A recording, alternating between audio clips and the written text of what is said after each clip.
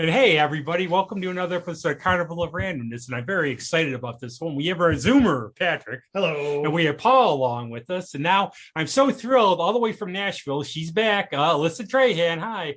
Hi. And I was really glad to see you at Homesteads for Hope. It's one of my favorite places. They've done such great work there, and you put on a great thing for their anniversary. And it was a good way to go out before it poured for a week. Oh, yeah. Thank you. We had so much fun at that show. It was such a beautiful place. The weather was great.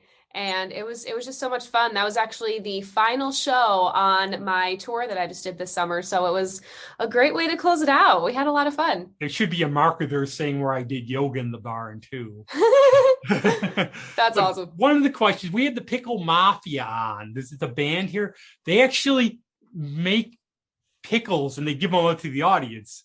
So That's they may amazing. have you beaten. They may have you beaten. That's so funny. My bass player has been telling me I need to start my own pickle company because obviously I love pickles. I have my song Pickle Jar. My tip jar at my shows is literally a pickle jar. And my bass player was like, you got to take this to the next step. Like, what are you doing? So he was like, you gotta make your own brand of pickles and sell them at your merch table. And I was like, I don't know, man. Maybe we'll see. We'll see. A lot of artists diversify. We'll sell them on the carnival. Yeah. But there you go. Do you have a favorite, or do you like anyone? You'll have any jar in front of you? I really like dill pickles. I like the Clausen pickles. And then I really like half sour pickles, if you've ever had those. They're really, really good. They're different. I like garlic dill. Really anything that's not sweet pickles, I love. I don't like sweet pickles and sweet relish. I think that's blasphemy. I don't like it. There seems to be two camps of pickle people. You know, there's the sweet pickle people and there's the dill pickle. I like them both, but I am partial to like a bread and butter. But it's not everybody's tips. A little bit too tangy for some people. So I like bread and butter. Those are good. Yeah, they're not too, And here we thought we were going to talk about music today. Hey, no, pickles. No. If I'm there, it's going to be pickles or cats. It's going to be one of the two. You might see them. Oh, you're not. We had a couple of them roaming around in here. Yeah, I got to keep. Aw, it. you might see mine as well. There's one right there. Yeah, it's Oh. Cutie. But lastly, now the irony. Last time you were on the show, and Andy says hi, by the way. Hi, Andy. We were on the show, and I'm thinking, great, you're going to be playing here in a couple months. I got your dates on my calendar. Oh, and then what happened? Good times. Yeah, that was a fun time. And I talk about a lot because I really try to help artists on this show, obviously, musicians. And you got to understand, people love the music, but you're making a living. And how this hit you? How did it affect you? Just having to deal with it and cope. It was really tough. I still remember the day that everything shut down. I was just sitting at home. I was just sitting on my couch and, I was looking at the news and I was like, wow, this is pretty scary. Like, I hope, nothing has to get canceled and whatnot. And then I lost so many gigs in just the course of 24 hours. I just watched literally my year's worth of income just go away, just to nothing. And I just remember I was sitting there and I was like, how the hell am I going to pay my bills? I genuinely had no idea how I was going to pay my bills because, live shows is probably 98% of my income. That's my job. That's what I do, right? So I was sitting there and I was like, oh my God, I don't know what I'm going to do. I was right in the middle of planning my record that I was working on. And, we were planning on doing it the old fashioned way, I guess you could say, where you go into the studio, you hire the musicians, you do that whole thing. And I was getting all that together and setting up the dates and stuff. And then that just got taken away too. And I was sitting right here in my studio and I was just thinking about how I promised my fans an album. And now it looks like that wasn't going to happen. One thing I really hate doing is telling my fans something's going to happen and then it doesn't. So I never announce stuff until it's set in stone usually. And I told them, I was like, we're going to do an album. It's finally happening. And then this happened. So long story short, it's what made me self-produce my record. But just that day that everything shut down, it was just truly having no idea how I was going to make it through the year, just truly looking at my schedule, just everything getting grayed out. And just my boyfriend and I were just how how are we not going to get kicked out of our apartment? Like, how are we going to buy our cats food? How are we going to buy us food? How are we going to buy toilet paper? That was a whole thing. And yeah, it was rough, but made it through. So you really adapted. And I asked you the question. You can't see it here. It's the comfy couch shirt. I feel so much part of like this special group. And I think our other guy is here. But don't even pay attention to him. He's a drummer. So let's bring Greg on. But what you did, you adapted really good. And I think, and for me, this is Greg. He's a drummer. So that's why he doesn't know what he's doing. This is Alyssa. Hi. He's still doing it, so. Okay, I had to come back on the computer, sorry. So when you're in town, if you need a drummer. Good to know. I'm Debbie Kloss today. They did a good job, don't you think? Yeah, looking good. It's like one of those Outer Limits things where they take another face and put it on the guy. Well, one of those things when you started, I literally had, because, I would go out almost some days, every day there would be concerts here. I had my calendar, it'd be you, Meg Williams, Hayes Carl, all these others during the week. And I do apologize for some of the crazy comments like I made about Hot Pockets and stuff like that during the shows. No worries. I'm like, oh no, you actually read them. I do read my comments. I think you did it. The only people who did it were you and Hayes Carl, where you made it a thing where I have a tour shirt from you and from Hayes Carl, he does it Alone Together tour shirt. And I think you got quite a following. It was really interesting when we started the Comfy Couch Tour. I just remember it was around my birthday too, because everything shut down really close to my birthday. And I was like, man, like, touring is such a part of me. I need to keep doing it. I don't know how, but I need to keep doing it. And I had done a couple like live streams and things like that in the past. So I just kind of got this idea of doing a tour in a different quote unquote venue every night. So every venue would be a different social platform. So we did Facebook and Instagram and Periscope, and I think we did TikTok maybe, and a couple others. And it was fun. We kind of like did a tour. So I was on different platforms, but I was just, in my house every time in my pajamas. So it was a lot of fun. And it ended up going for over 22 weeks. I thought it was longer, actually. It was a long time because we did the initial week. And then my fans were like, no, keep doing this. We want to do more live streams. We love seeing you. And I was like, okay. And, we had good viewers and stuff. So we decided to do every Sunday night for 22 weeks. And it was a lot of fun. It definitely helped me feel more connected to people. It definitely helped reach new people. I remember I'd be on the Facebook Live and I would see people be like, hey, I'm from Sweden, or hey, I'm from Australia, or I'm from just every state all over America. And it was so cool because it was like, wow, we're all stuck in our homes right now, but we're all connecting with music. So it was really fun. I would do those watch parties, and you were one of the most popular, where you'd see so many people jump on. And I'm like saying, well, you better donate. Yeah, I mean, it was great when people donated. That was my rent money right there. So that was pretty great.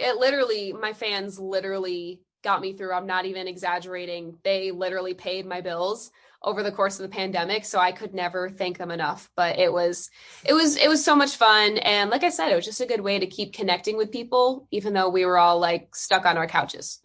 And I think too, you really seeing any of your shows, and Paul could speak to this too, you really connect with the audience. Great.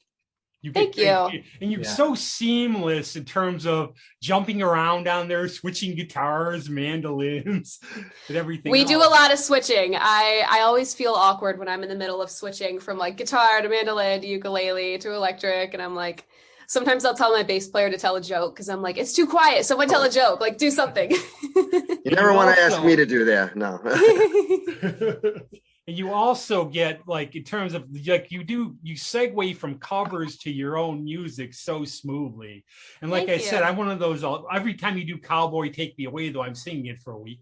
Aw, that's one of my favorite songs. So I'm glad you like that one. I've always liked that, but I like them all. But I'm also one of those more alternative guys in local music scene. So a lot of the stuff you play from the mainstream country, I associate it more with you. I like that. I like that. Except I look like Taylor Swift because I said I'm born on the same day a lot of people have snake before. But you've actually met her, I think, haven't you? I have. I got to meet her and her mom, and one of the best days of my life. She is like one of the biggest reasons I do what I do. She's honestly like the reason I live in Nashville, and she's like my number one inspiration, and just I adore her, but I'm a fangirl. If you ever meet Amelia Clark, make sure you put pictures up. But I will. Also, Randy Travis, you're like a special little relationship with him in terms of. I do know Randy. He is so kind. He's so sweet, and just the fact that he like knows I exist is a lot to process. But yeah, Randy's amazing. I think being a fan is an important thing that people forget. Totally. Yeah. I mean, you know, when you're an artist, you get all absorbed in your own thing and, oh man, I hope people like me. And then, but if you like other people and other music, then you're going to kind of have a good idea about maybe what works and what doesn't and all that. Absolutely. Yeah. And being an artist myself, when I'm a really big fan of someone else, I always think like, okay, what would mean a lot to me if a fan said it to me? I try to do that for those artists. Like, right. I know, like, you know, pre-saving songs and streaming their music and just leaving comments about their songs, going to their shows, things like that. I'll try to do that. And, you know, I know how much it means to me. So I want to do that for the artists I love. You know, you're in Nashville, so you do that. Like, like, oh wait, kid, you have no talent. Get out of here. It's a rough business. But the thing, like, I mean, yeah, I'm sure people ask like Greg and me for selfies a lot, or not just through Wink. But you're in Nashville, so is there anybody you've ever just seen and go, okay, this is one person I'm intimidated by, like so much? Yes, Reba. I saw Reba wow. About like 2 weeks after I moved to Nashville. So I was pretty new to the area, and I was just getting some coffee with some friends just to be like, hey, welcome to town. And we're getting coffee at this little coffee shop downtown. And all of a sudden Reba McEntire just walks by. And I'm like, what? That's Reba. Like, Reba is walking by. And they're like, oh yeah, she lives down the street. She's here all the time. And I was like, what? Reba McEntire. And like, it was so funny because I was just watching her TV show, Reba. And so I was already just kind of in like Reba mode. And then she walked by and I was like, and she was like even more beautiful in person and just was like glowing. And I was like, oh my God, it's Reba. And I've been told that Reba is actually incredibly nice. And I could have gone up and said hi to her and she would have been fine with it. But I was like, so intimidated, so scared. I was like, oh my God, it's Reba. And yeah, that was if that was you happen wild. To be there again and she happens to come by. That's something too, because you don't know what kind of day those people might be having. They might not. Right. They might be there just to get away from. You know, you don't know if you can go up to them or not. So it's probably err on the side of caution. But yeah, and Nashville is interesting because we don't have paparazzi here. It's actually not allowed, which I love about the city. But it's kind of like common knowledge that if you see someone, you don't go up and say hi because this is where they live. And like, they don't want to be, you know, they don't want to be followed and fangirled over. I mean, some people, like, you can just say, hey, love your music. You're awesome. Like, that's totally acceptable. But I mean, especially being someone else in the music industry, I'm really careful about that because I don't want to, like, you know, make a fool of myself in front of Reba. And then like down the line, I meet her in a professional setting sometime and she'll be like, oh, you were that crazy girl I met by the coffee shop. Can you imagine, Alyssa, like do that? You get somebody tells you management or somebody, Reba McEntire likes your stuff. She wants you to open for her. Then she meets you and maybe you're not. the crazy girl. I have had kind of a close call with that. I'm a huge fan of Hunter Hayes, I just think he's awesome. And years ago when he first came out with stuff, I was like his biggest fangirl ever. And I met him a bunch of times. And long story short, I met him so many times that he like knew who I was as a fan. And I would tell him like, I'm going to move to Nashville someday. I'm going to do what you do. And then I kind of like dropped it because I was like, wow, I was like a big fangirl. I was like very crazy. I need to tone it down. And so I moved to Nashville, obviously, and I'm getting pizza downtown one night. This is like 8 years later. Who is at the pizza shop but Hunter Hayes? And he remembered me because he has the craziest memory in the world. He was like, yeah, I met you in this place with this, right? And I was like, what? Yeah. And like, I know people that know him and he like recognizes my name now. And I've seen him at shows and it's just like, it's very awkward. And I'm like, crap, he knows who I am because I was an insane fangirl. So I can never write with him. I can never play a show with him because I'm just too embarrassed at this point. So, well, you know, that's a situation. It's a situation. If you ever can't avoid being in the same place, you just got to all right, we all know here's the elephant in the room. I was a huge fangirl of yours.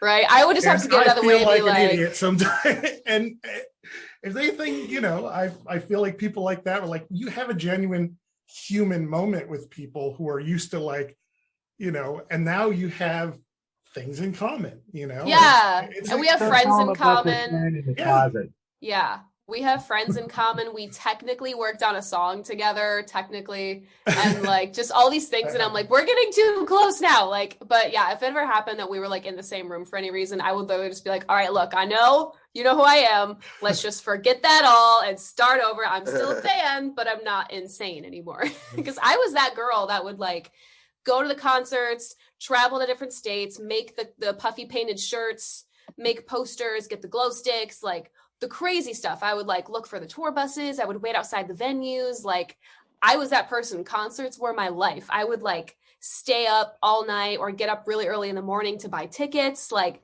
that is what I would do. So I just, yeah. I think we all do that. Yeah. Like one time we did that. We got up at 4 a.m. and waited, and I would like go see Jason Isbell anywhere. And I remember one of my friends met him and he goes, I met you back when you went to Drive-By Truckers. And he goes, was I a real dick to you? He goes, that's when I was drinking all the time. That's the skinny with, there was the whole Drive-By Truckers period was like, but they've, you know, that it's all from fences have all been mended then, you know, people change and it's kind of an uplifting story when you hear about it because they're all, we're all close again. We have a Nashville hot chicken up here now too. I heard. I have to try it and see if it's authentic or not because I know Nashville hot chicken now. So I'll be the judge. You got to give a review when you're up here again. I do. Now, some of us, we could barely get our socks out of the laundry during lockdown. I struggled. You were busy and you actually put together this very cool. It's signed by you too, unless you and Tyler sign in. I don't know. I did sign that, yes. Sure, I know you signed his in person, but I got this by mail. So have you ever seen? There's a cat print on it too. Yes, I would believe that. My cats, whenever I'm trying to pack up merch orders, they're like all over them, and I'm always worried because I'm like, what if this person's like deathly allergic to cats and now there's cat hair on it? Like I'm going to be responsible. So I try to keep them off of it, but they get really curious, especially when I'm writing with the marker. My cat will try to like grab it out of my hand. So it's interesting, but yes, I really signed that. I promise. Okay. I trust you. But one of the things I wanted to ask her real quick. Do you know, I can't remember her last name though, which kind of makes me feel stupid, but Kate, somebody or other plays violin. She's Kaylee, right? Kaylee, actually, she's the person. Kaylee O'Connor, right? She's the person I was getting coffee with when we saw Reba. Oh, sweet! I know her. Yeah, she's awesome. She's great. I was on a track that I didn't see her session, but I did a drum track on something that she later did. She's excellent. She's amazing. Yeah, she's awesome. Yeah. That's cool. But now, hi, Paul. How you doing? You finally see something. One thing I was going to ask you too, and before we go into the album, I think one time I heard you on your Comfy Couch say you've written like around 500 songs.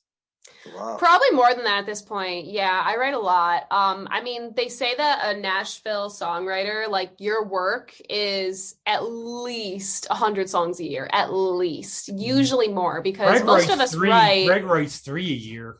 Yeah, well, I mean, I'm up behind the curve. It's a grind. I mean, for writers that do this, you know, professionally, I guess you could say, we write Monday through Friday. Usually we'll have 1 to 2 writes a day. And I mean, the goal is always to get like a song per session, but yeah, the number they throw around is 100 songs a year. So if you're not at least meeting that, then you got to step it up a little bit. But I mean, if I had to honestly guess at this point, I'd probably say I've written maybe almost 700 songs. I mean, I've written quite a lot. Does this come just with being, you're very talented. You're sort of a natural, but does it just come with practice over the years? You get the idea and you just get information. Like you might see the cat behind Paul. That might be a song, you know? Yeah. That's going to be my next song, The Cat Behind Paul. You know, for me, it's just kind of always been what I've done. I did it naturally when I was really little. Even though I didn't know what I was doing, I would be making up these little songs in my head and just kind of singing them and playing them around the house. And I thought everybody did that.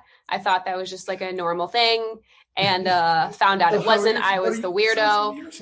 I think I'm gonna write one now after you opened up. I'm gonna try to write something called Platforms and Pajamas.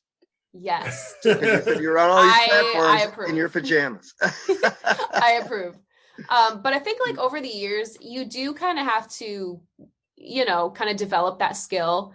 I mean, the first few songs I wrote were awful. They were terrible. And over the years, you know, you keep writing, you get better, you kind of learn what melodies work best, what kind of melodies stick in people's heads the best, like how long a verse should be, how long a chorus should be, interesting phrasing techniques, chord progressions, things like that. So it's definitely, I think it's something that people are born with, but you can absolutely improve yourself. You can absolutely learn how to do it. For me, it just kind of happened. I've always done it, and I've just tried to get as good as I can at it through just doing it over and over and over all day, every day. Better. I actually look forward to everything you do because it's so good. It really is. Oh, thank you. The thing about it, I'm working with one of my friends who I think is a very good songwriter in Andy's studio, and watching those two, I'm like the pet. I'm the cat. I can't do anything. I just sit there for emotional support. But it's a natural talent in a way. But Andy's amazing because she'll play one chord. Oh, it's that song. Oh, it's that. It's like, Andy, come to earth. So, you know, but they're so talented. But I think like it's just like for her, it's just she writes it out. And I think when you're creative, you create and you just come up with these things and you can't teach it. Yeah, it's definitely, you know, I always say, and it's said all over, it's not my saying, but you don't choose music, music chooses you. And I think it's definitely something that just lives inside you. Like everything I've ever done has kind of been revolved around music, even though I didn't maybe try to make it around music. And it's just, yeah, like you said, creatives create. Like I have this urge to create stuff. So even if I'm not writing music, I'll be writing poetry. I'll be doing like fun DIY projects. I like to like make my own clothes sometimes, like just something creative. It's just what I love to do. So yeah, it's definitely something that's brand of pickles in your blood. Gotta come. I could feel it. Brand of pickles. Is gonna Pickle come. Magnet is next on the list. I really think, you know, the guitarist from Faith No More quit the band to raise giant pumpkins. Wow. I found that out a little while ago, apparently. Interesting. Jim Martin, the ex-guitarist from Faith No More, I had a lady raises huge pumpkins. That's what he does. A lady on my street grew Turkish pumpkins. Her whole front yard was littered with these giant, the leaves, you know, from the pumpkin. And she grew Turkish pumpkins. She said some were like 30, 40 pounds or something like that. Yeah. Well, but I got a quick question for you, Alyssa. Yeah. So when you're there, how do you like I don't know how long you've been there. How long have you been out there? It'll be 6 years in January. Okay, so you're fairly established, you know. But I mean, when you first get out there, how do you approach hi, I write songs? Like, yeah, big deal. So does everybody else. So how do you approach that with people without and have the confidence, you know, because I'm kind of curious because I don't know how I would do it. Yeah. So when I first got here, the biggest thing I was doing was just reaching out to everybody I knew that had any kind of connection here, whether they lived here or knew people here. And I would just say, hey, do you think you can hook me up with someone to get coffee or to do a writing session? And, you know, I got hooked up with people through NSAI, which is a songwriters thing here in Nashville, and just going to writers rounds and really getting my name out. And I think one of the biggest things that I have found is just word of mouth, because if you write with people and they're impressed with you and they like writing with you, they will take you into other writers' rooms and they will introduce you to other people. And then I do the same for people that I really like to write with. So that is really how I have met a lot of my favorite co-writers, is just, you know, kind of getting into that writing session, proving myself, saying, look, I'm serious about this. I'm really passionate about this. Show them how I write my stuff. And, you know, if we hit it off, then it leads to more relationships and whatnot. But it is kind of a cliche thing in Nashville to like go up to someone that you don't know at all just because you want to write with them and say, hey, let's write sometime. Like that's like there's like t-shirts that say it on it. It's just kind of a cliche, funny thing. But yeah, it's word of mouth. And it's, when I first got here, all the writers rounds I did, which is like the acoustic songwriter shows, I did so many of those. And that really helped like get my name out to show people like, hey, I'm in town, I want to do stuff. And just like Yeah, you got to be making visible. sure you're on your gotta game. You got to be show up at a lot of things and be visible. Yeah, it makes sense. Yes, showing up is like 95% of Nashville. You got to be here. You got to do everything you can and just show up. Yeah. It's also so great seeing people you're from East Rochester, like seeing people who've just done so well from here. It's just awesome. We have so much talent that comes out of here. I think I know like more people in Nashville than here for a while. I know. I've met so many people from all around upstate New York, from Buffalo, Syracuse, Rochester, all over. There's like some kind of weird connection with upstate New York and Nashville. There's so many people here.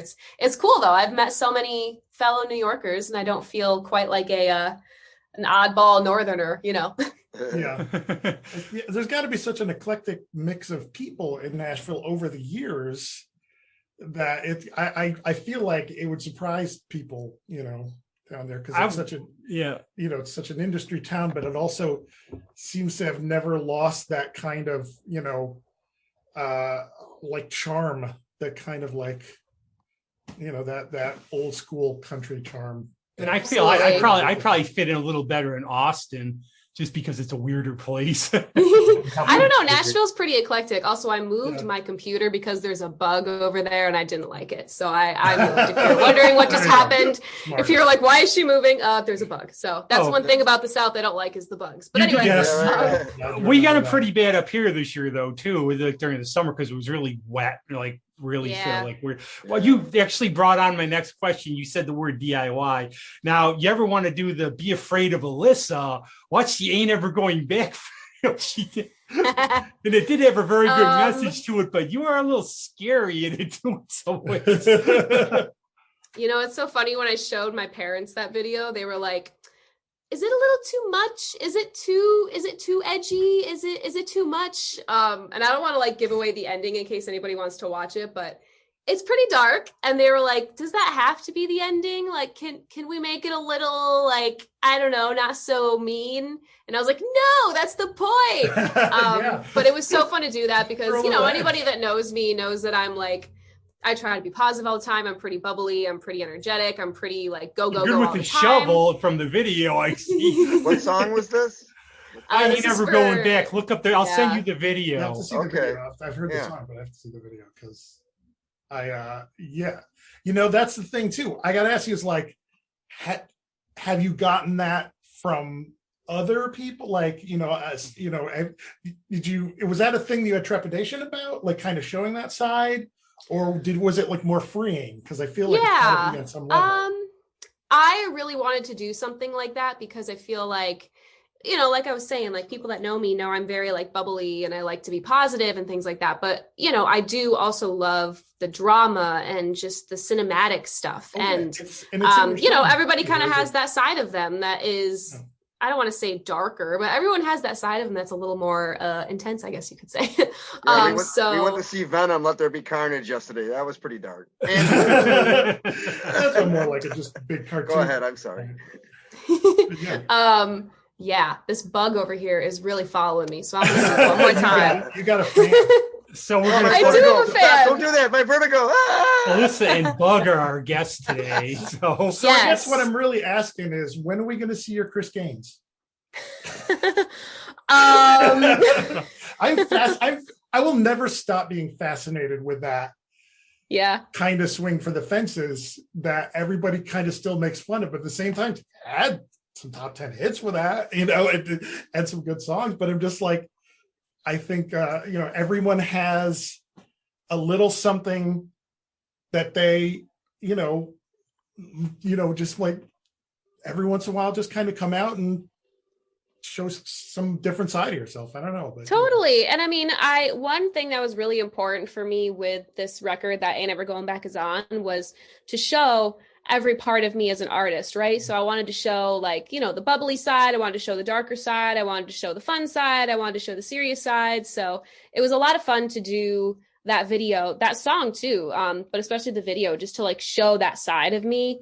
And it was cool too, because people weren't expecting it, and I was kind of trying to tease it with my fans and be like, you're not ready, like it's gonna be intense. And that was a lot of fun, and just like a cool thing to like I said, show people a different side of me and kind of get to like play a character too and just really take on that role. And fun. And Yeah. so your boyfriend.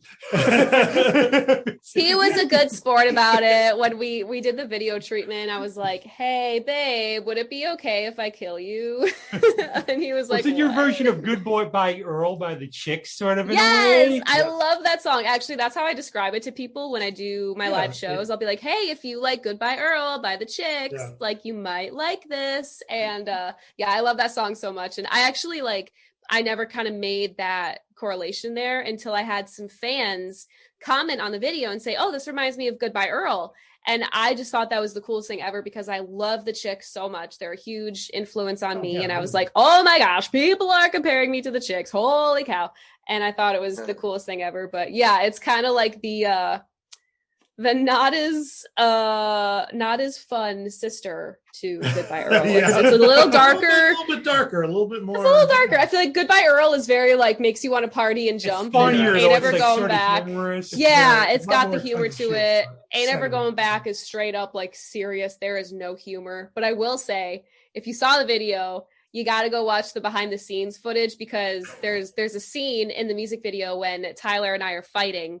And with the videographer, the producer, he was like, all right, just scream at each other. I don't care what you're saying. Just scream at each other so we can get this shot. And I was like, what do we scream about? We don't scream at each other. And he was like, just come up with something. So then we were making up a fake argument about pizza.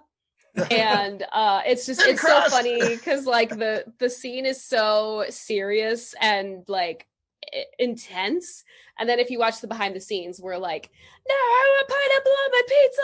Just really stupid stuff like that. And we only got 5 or 6 seconds, but it was in slow-mo, so it was okay until we started laughing every time because it was so funny. That's where you run the risk with that, where you'll say something so silly. Yeah, there's a lot of laughing in there that we had to cut out from the video, obviously. You can also go the other route and be like, I love you so much. I can't take it sometimes. I'm going to hit you with a shovel. Right? You in the Yes. woods. Yes. Yes. But also, I think one thing I very much like about you and I try to promote on this show is positivity and how music brings people together. But you're not afraid to tackle serious issues. Like at the end of the video, you talk about a very serious issue, domestic violence. And you've done Because I'm a Girl, which enlightened me because I never knew about this in the country music thing about how difficult it is for female artists. And I remember I said to you before, I wanted to get to the point where we don't say female artists, we just say artists. Right. Yeah, absolutely. Yeah, I mean, a really important thing for me is that people know what matters to me and they know what I'm passionate about on top of music. So I'm really, really passionate about, equality and women's rights, not just in music, but in general. Yeah. And, when we did the Ain't Never Going Back music video, it was really important to me that we added that at the end because I didn't want people to see the video and think I was using that subject matter to get bigger myself. You know what I mean? I didn't want them to think I was just using the subject matter. I wanted to make sure that, there was a call to action. It wasn't just, hey, look at the story. It was, hey, this is a serious thing that happens and it's not okay. You know what I mean? So yeah, I mean, my fans know that I'm very vocal about stuff that I care about. And I think too, being an artist, when I see other artists and they just kind of remain silent about stuff that you don't even know what they care about, you know what I mean? I don't know, that kind of, it makes me sad because I think artists are given a really unique platform and a way to connect with people.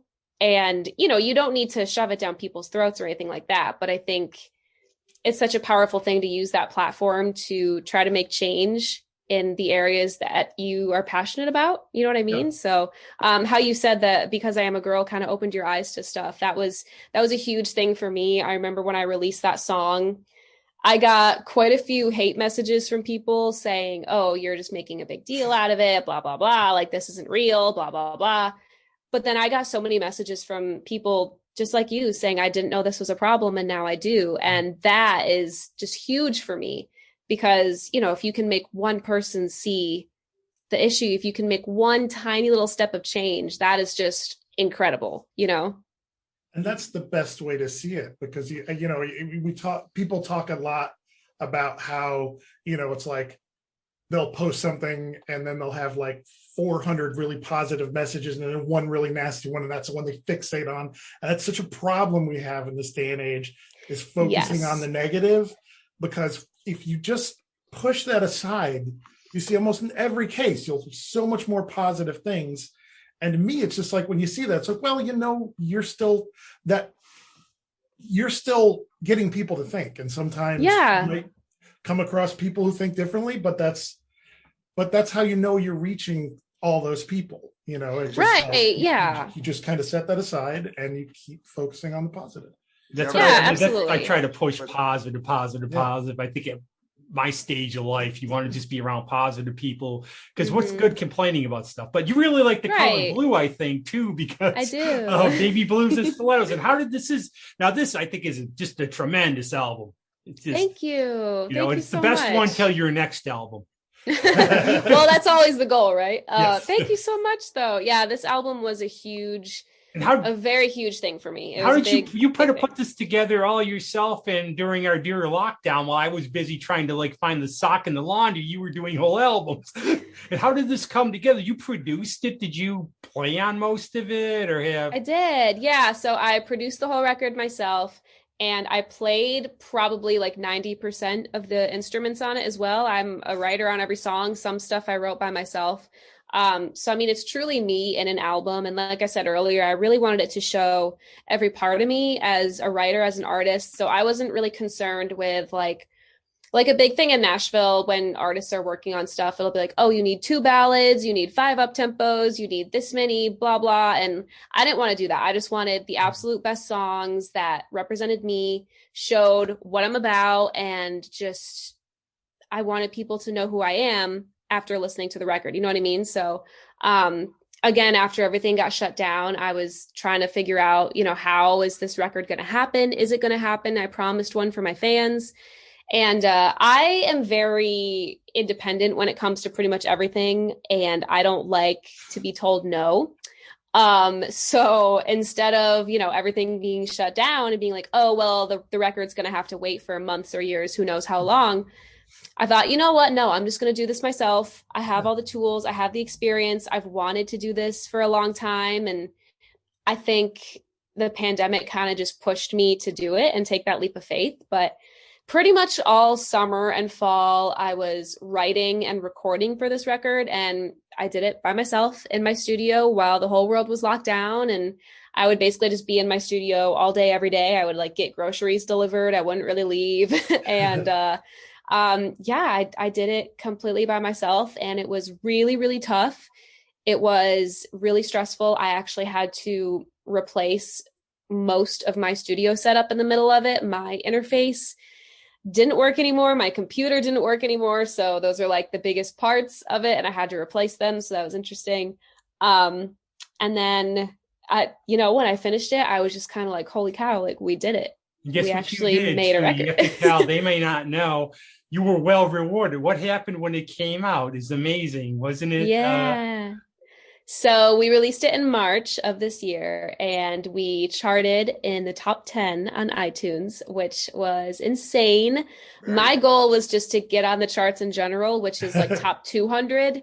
And so when it came out, I wasn't trying to get my hopes up. I kind of had them up, if we're going to be honest, but I was really trying to be realistic about it. And I was okay, it's not a big deal if it doesn't happen.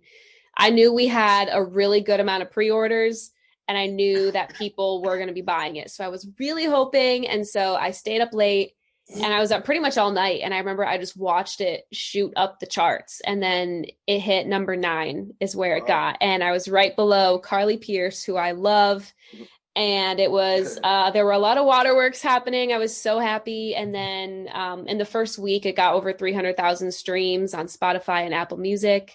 So it was pretty nuts, just to, have something that you really put your all in, to have it be received like that, and to have it get any kind of recognition. And now it's nominated for Album of the Year with the Women of Country here in Nashville, which is so amazing. I was not expecting that. And it's just, just to work so hard on something and have people just basically say, hey, I heard it. I hear you. I see you, just to be acknowledged when you put all that time and effort and blood, sweat, and tears in. And it was so rewarding. And it was, like I said, it was just such a huge thing for me. And this album really feels like my child. So yeah, it was an incredible thing. I still can't believe, like, saying it out loud still feels weird. I think it's just incredible. It's great. Also, too, aren't you nominated for Country Woman of the Year? Yeah, I'm nominated for Album of the Year. Say, how do you vote for Alyssa for this? So you go Don't be humble. You go to womenofcountry.com. It's on my website too, and you can vote as many times as you want up until December. Just 1st. like the elections. I'm just kidding. We don't talk about that stuff. I'm just joking. I will intercept all the votes and tear them up. Oh boy. Yeah, so I was so just like blown away when I got not one but two nominations. I was really, really hoping for Album of the Year nomination, if we're being honest. Like, I was really, really hoping. And then it came out and I was like, oh my gosh. And then we got Artist as well. And I was like, I don't even like know. So yeah, I'm so thankful to be nominated in general, and just like seeing my name next to these artist names like Carrie Underwood and Miranda Lambert and Carly Pearce and the Chicks and Casey Musgraves. And it's insane, again, just to like have something you work so hard on, have stuff like that happen is so rewarding, and just I'm so thankful. Was it Women in Country? What is the site? I believe it's Women in Country. I could send it to next womenofcountry.com. It's on my website. I don't want to get the URL wrong, but it's on my website. I also like Instagram. The point of, like, you should be glad about this. I don't like people who say, oh no, I hope my thing doesn't do well.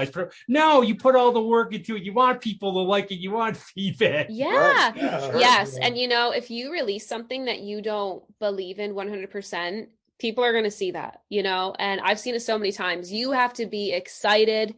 You have to be so 100% behind it and passionate about it. Otherwise, it's going to do nothing. If you want it to do nothing, it's going to do nothing. So you did this project because of the pandemic, the way you did it. I mean, would you, going forward now, would that change the way you record or approach a recording project? Actually, it's funny you say that, because I did a Christmas record that's going to be coming out in a few weeks, and I self-produced that as well. And I don't know, honestly, I do love going into recording studios and working with other producers, working with other musicians, but I have really just found my thing, I guess you could say, just doing it myself. I love having that picture of what I want something to be in my head and bringing it to life myself, and then just listening to it afterwards and being like, I did this. This is me. This wouldn't even exist without me. I think that there's something so cool about that. The sense of accomplishment must be just. It is. That's the thing. It's got to carry you through. It's like it's so rewarding, and I don't know. I'll probably someday in the future, I'm sure I'll go back into a studio at some point, but as of right now, I honestly love doing it myself. It's a lot cheaper, if we're being real. Studios are expensive in Nashville. And I love the whole studio thing, but I truly love doing it myself too. And I don't know. We'll have to see. I don't know what the future will hold, but I'll always be involved in the production, which I always have been. But I don't know. I guess it'll depend.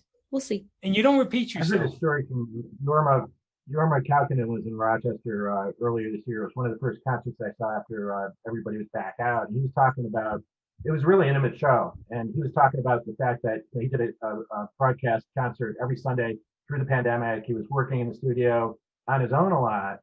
And he just decided to get some friends together with a mobile and do an album in like a week and a half. So between the time he had the idea for the album, no songs written, and the time they wrapped it up was like 2 weeks with a mobile. Wow.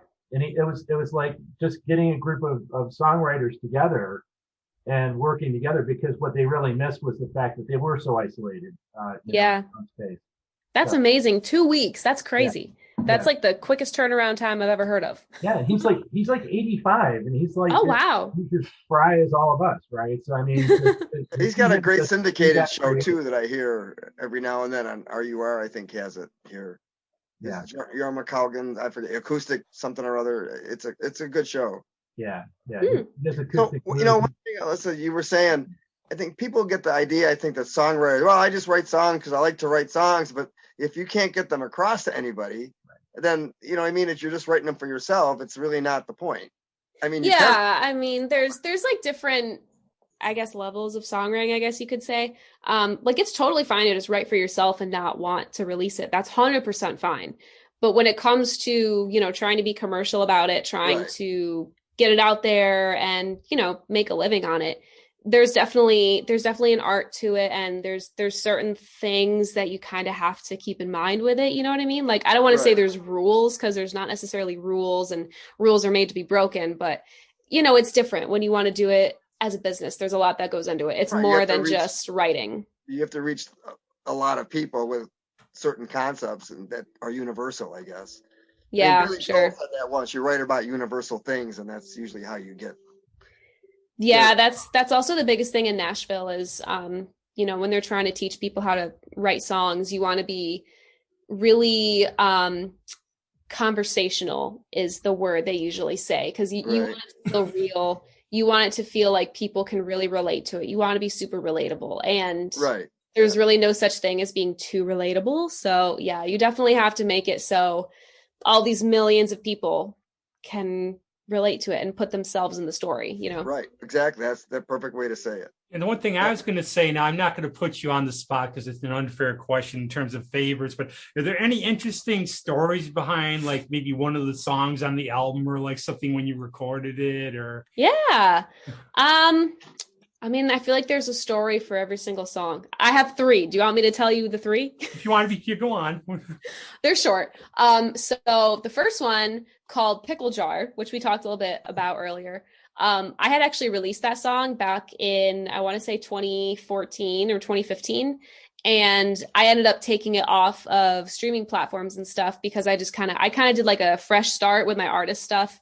And that was no longer out there. And my fans had just loved that song so much. They really latched onto it, and I would keep playing it at my shows. They'd request it. So when I was working on this album, I asked them, I said, hey, would you like a new version of Pickle Jar, or would you rather have a brand new song? And they all said, no, we want Pickle Jar. We want Pickle Jar. So I was like, oh, okay. So I did a brand new version of it, which was super fun to kind of revisit something from so long ago. The song Tell My Heart is actually about one of my favorite TV shows. And it's about this show called The Vampire Diaries. And I remember we went to write the song, and I had this idea, and my co-writers were like, wow, that's a really cool idea. Where'd you get that from? And I was like, I don't know. It just kind of popped in my head. And then we wrote the song, we loved it. And later that night, I went to watch the show, and it just kind of clicked in my head. I was like, oh my gosh, I got this idea from the TV show. And I like unconsciously wrote this song about the characters. And then the third one is the song My Turn. That song is 100% me. It was written solely by me, produced solely by me, and I'm the only musician on the track. So that song is like 100% me. And that's one of those songs that I wrote kind of as like a diary entry, if you will. It was just something I wrote to kind of deal with some stuff I was feeling, and I ended up loving the song, and my team ended up loving the song, and it ended up on the record, and it also ended up as the final single off of the record. Wow. One of the things too, Very I cool. just love too, is that I love like when we grow up, like one of my great friends, Rob Mount, you grow up, you hear Foreigner, he drummed for Lou Gramm. So you grew up in East Rochester, you saw CMAC. So what do you end up doing? You end up playing on the stage in CMAC. Yes, that was insane. I actually have my thing framed from CMAC right here. Oh, wow. That's our pass that got us like throughout the venue and stuff. But yeah, so I was asked to play at CMAC, and I still can't believe that happened. I just remember I was like sitting on my couch, and they were like, hey, do you want to play at CMAC? The slot is yours if you want it. And I said yes. And they were like, great, confirmed, you're playing at CMAC. And I just like jumped up and was like, yay! Like did a happy dance and screamed. And I was like, oh my gosh. And that day, the whole day was just insane. But actually there were 2 moments that really, really got to me. The first moment was we were doing sound check. And the first time I heard myself over the sound system, I strummed my guitar. It was so hard for me not to cry, just hearing that over the massive sound system and looking out at that venue. And I was like, how did I get here? And then the other moment well, other than just walking out in general, that was a big thing too. When they were like, Alyssa Trahan, and I walked out, it was like, whoa, this is happening. But we were singing Pickle Jar. We were playing Pickle Jar. And I looked out into the audience and I saw all these people singing along to it. And it was such a moment for me because, I'm singing this song that I wrote by myself on this stage that I have dreamt about literally my whole life. And these people that came to see us are in the seats at this incredible venue and they're singing the words to my song. And just, I don't know how I made it through that song without crying. Like when I listen back to the audio, I can hear my voice getting shaky. Like I was about to cry because I was. But it was so amazing. And I literally will never forget it ever. I still think about it all the time. I look at this little framed thing I have here and I literally can't believe it happened. It was, especially after the year of the pandemic and all that, just getting to do that was just so amazing. And it meant so much to me, it was truly a dream come true. And I think after all you went through, I'm so glad for you too, because you went through that year and everything, and it was so hard. And then everything comes back. It's all good. It's like almost like karma coming back to get you. Yeah, it was. I kind of felt like that too. I was like, well, we had a really tough year. So this is like the universe telling you like, okay, sorry, here's a little peace offering, And the other thing too is you have to do your own pickles. Can't you see this is all the universe telling you? I know, it's all your own brand of pickles. I gotta do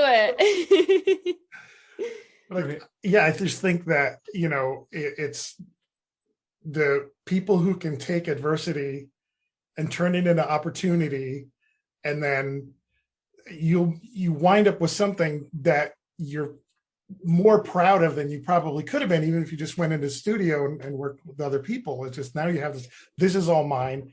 And now you're like, this is the way I want to do it. So you wouldn't have discovered this, that might not have discovered this, that hadn't happened, Totally. So yeah, everything kind of balances out, if you stick with it and persevere and, know your worth and your talent and know what you want to put out there. And I would say Absolutely. too, like I've seen you play a lot of times. So I was going to ask, like Paul saw you once. What were your thoughts of saying, listen, you've heard some of her music. What were your thoughts on her music? Just so we get other people who aren't as like aware of your stuff as you are. Fun, first of all. I mean, I really enjoyed watching you perform. I work with your drummer, not musically. We work at the same company. So okay. That's how I discovered you was, he'd say, I'm playing this week. And I said, oh, with Shades? And he goes, no, a country girl. So that's awesome. That's awesome. Yeah, it's great. So everybody in the office left work early to go see you play out at Bands of Barnum, and it was just it was a gorgeous day. It was fun music. We were up front so we could see you all, and that's awesome. It was just a lot of fun. And like Rob said earlier, seeing you transition back and forth between covers, which you really make your own, and then your own music was fantastic. And the instrument switches. The instrument switches, just singing with the mic. Yeah. And what did you hear? I thought it was great. And I get a real sense of, of yourself in that. And now hearing about how you made it, it makes a lot more sense. And when you're listening to that music and what you have to say, that, I feel that there's your perspective and how you just how you see life and it's positive and serious and you go all over the place, which is great. I just how really neat. I say it. How has it been back on the road? It's been interesting. It's been kind of a wake-up call because I definitely am not in the shape that I was in like 2019 before all this happened. But it was funny. The band got together for a rehearsal because we hadn't played music together in like a year and a half, so we got together and we were like, how do we do this? How do we do this again? It was kind of funny, but it was just so great getting to do that again because I'll be honest, the first couple months of the lockdown, it was nice to relax a little bit and just catch up on sleep and, take care of my health and eat healthy and focus on all that. But like playing live is such a thing for me, and I need to do it in order to be happy. You know, I can't not do it. I truly can't. And I really learned that about myself through the pandemic, because even though we got to do the live streams, which helped a lot, not being able to connect with people at these live shows, it's just different. I'm sure you know, it's just a different energy. It's a different thing. And getting to do that again was like, you know, we're never going to take it for granted again. We're so lucky to do it. You saw, we played at Marge's, I think, and I wish I could have been there, but I had issues back in August where I couldn't go anywhere for a bit. But what I like to see too is like seeing like people I've seen play a lot. I like the reaction of people who haven't seen people, because you get people just going, wow, she's really good. And you're like, I know. It's like, I know something it's you great. Don't know. It's so great to play for new people, for sure. The thing is, how is your band now? You played like your dad played at the Homesteads for Hope. I think is this your band when you play up here? Like, yeah, they mainly do like the Northeast stuff, and then I honestly don't do very much band stuff here in Nashville because it's just such a different landscape.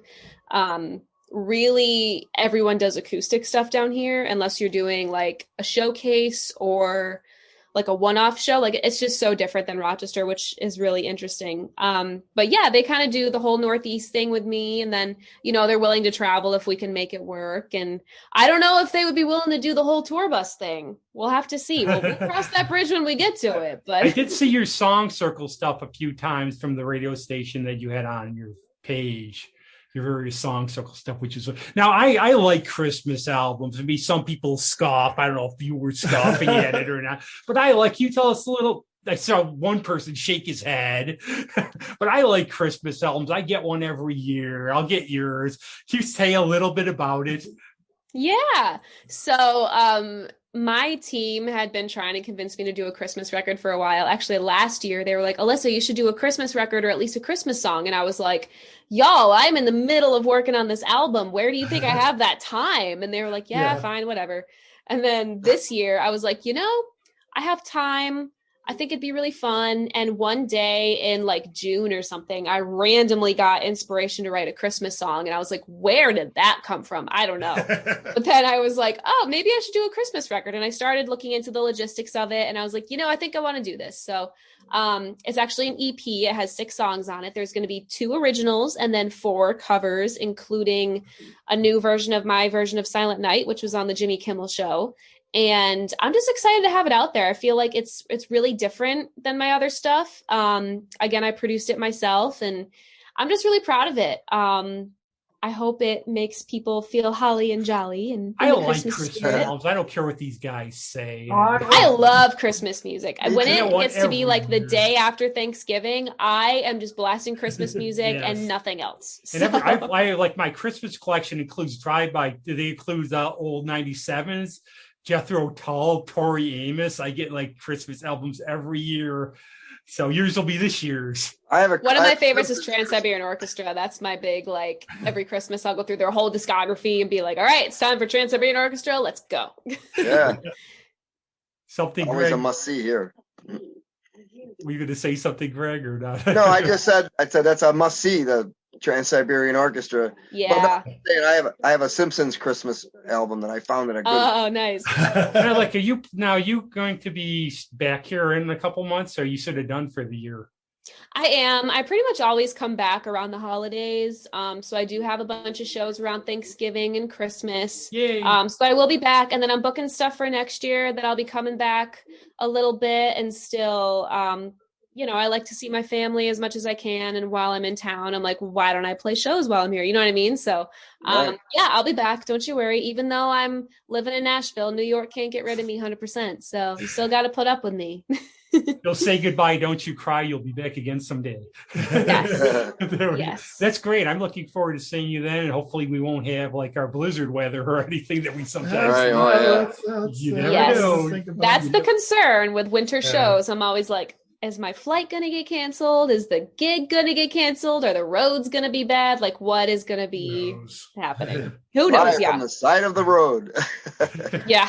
But it's just great to see like how far you've come and to see where you're going. It's just your incredible talent. I don't just say this to anybody we can grab as I really mean it. Oh, thank you. No, it's very impressive. You've done a lot. It sounds like you really got a good handle on it, and you're very motivated, and that's. I think you've got a good. That's you. true too. I think you know where you want to go, and you've got a good head on your shoulders. Yeah. I mean, I try. Tyler's, who took off with a shovel. I mean, I just try to do the best I can. And, I just always look at stuff like what has being down about stuff, what has anxiety ever gotten me? Nothing. So I just always look at it like, if I'm not where I want to be, how can I get there? Like, what are the obstacles in the way that I have to move out of the way and get there? I'm very much like, I don't even know what the word would be, but I really just try to be like planned out about it. And I try to like, just be realistic about it, I guess. You learned that at a younger age than and I've learned just whatever things we go through, you have to be positive and try to look at the future. You have to, and if you just, whatever happened, you can't change. Yeah, exactly. And I think it's really important to like acknowledge the negative feelings and things like that. You can't just like push them out of your life. But I think, just making yourself positive and see the positive and at least trying to find the positive, because there is positive in everything. Yeah. That helps so much, not just like in your career, in your life, but your mindset. And it's just, that's been the biggest thing for me. Like you said, just staying positive and stay in the course. Well, I'm ready to buy some stock in your pickle company. So let's get this going. I will get that rolling. I think Greg's a dill pickle man too. I think he likes dill the best. Dill, yep. Because I was telling Alyssa about while you were disconnected about the Pickle Mafia. Oh yeah, great band. They do that. But thank you very much for coming on. Yep. I know you're busy. Yeah. Now we'd like to play something from your CD, which I pre-ordered, which helped you 0.1% to get it number 9. I appreciate it. And I gave him one, and he bought one. So it's your CD, your call. It's all blue. What would you like us to play from there? Oh gosh, you could pick a number if you want from your songs. We could do it random. I mean, we've talked so much about Pickle Jar. Maybe you should play Pickle Jar now. I'm feeling like Pickle Jar. You know what it's calling? It's calling us. It's calling. Yeah. It's meant to be. So very good. Have fun in Nashville, and we'll see you when you come up here. And all the best, and get that bug wherever it is. Oh gosh, I know. I don't know where it went. It's somewhere in here. It's stalking me. And need I say it? Thank you. It's Alyssa Trahan with Pickle Jars. If you couldn't have guessed what we were going to play, obviously. Thanks a lot. I'll see you soon. Thanks, guys. The briny deep. Bye.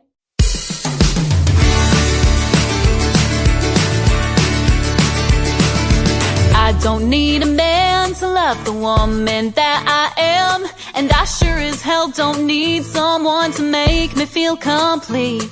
I'm doing just fine, just my cats and I. But don't worry, I ain't sad. Being single ain't that bad, 'cause I'm strong and independent.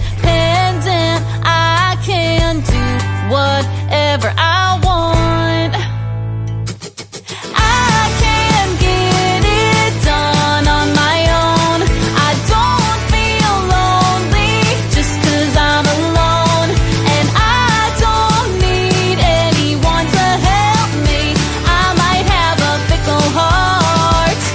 But I can open my own pickle jar.